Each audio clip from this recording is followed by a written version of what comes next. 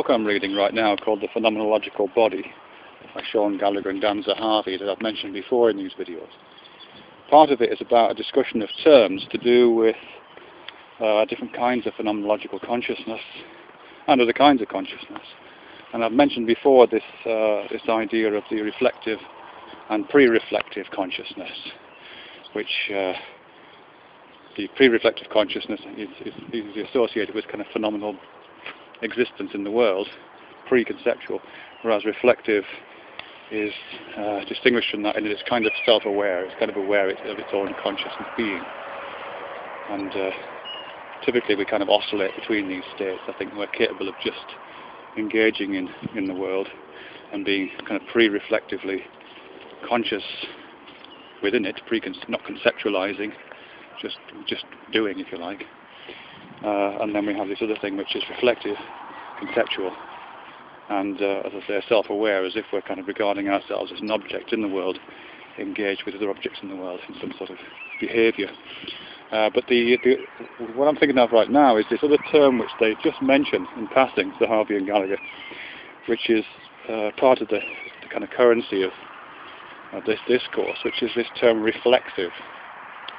And what they point out, and what I've noticed myself and other bits of writing, is reflexivity in terms of consciousness, the mind, thinking, awareness, perception. Reflexivity is used in completely opposite ways sometimes. Sometimes it's used to refer to pre-reflective consciousness, and sometimes it's used to refer to reflective consciousness. So sometimes when people use the word reflexive, they're using it to mean reflective, and sometimes it's being used, as I say, in the opposite way.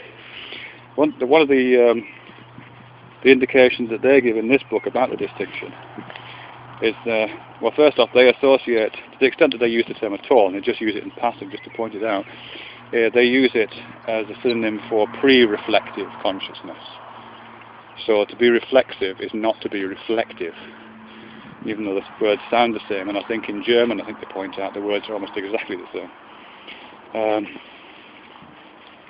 And that makes a lot of sense for me, but I'm just thinking, why does it make sense? By what process exactly does it make sense for reflexive consciousness to be different to reflective consciousness and closer to something like pre-reflective?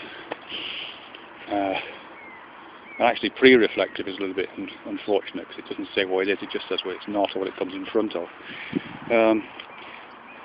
So reflexive, and I think the distinction for me is reflective consciousness uses visual metaphors.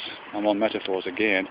You know, you're imagining yourself standing in front of a mirror and are self-consciously aware of yourself in the mirror.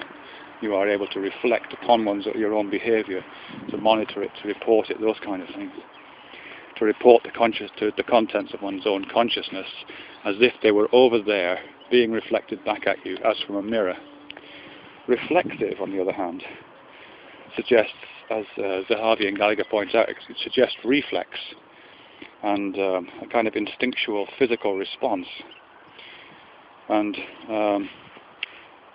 most reflexes are of that order. They are physical. They are of the body.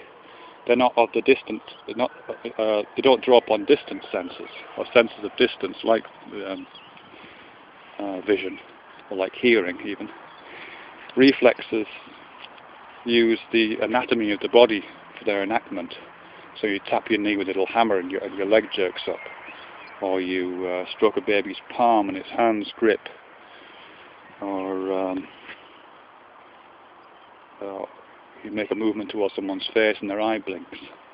So so reflex is a very tactile, haptic, proprioceptive, up close and personal, physically, materially connected kind of relationship, whereas reflective isn't. Reflection happens at a distance. Reflection happens through contact. Reflection, as in a mirror, is distal. Reflexivity is proximal and personal.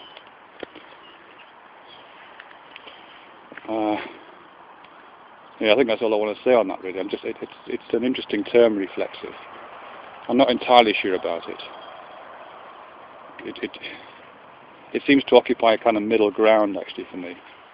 in the way that many of these metaphors do, many haptic and tactile and manual metaphors do, between the distance of visualization and the really kind of interior, intimately personal sense of connection that you have with words like taste, for example, or metaphors that really are to do with proprioception and the feeling of being moved, for example.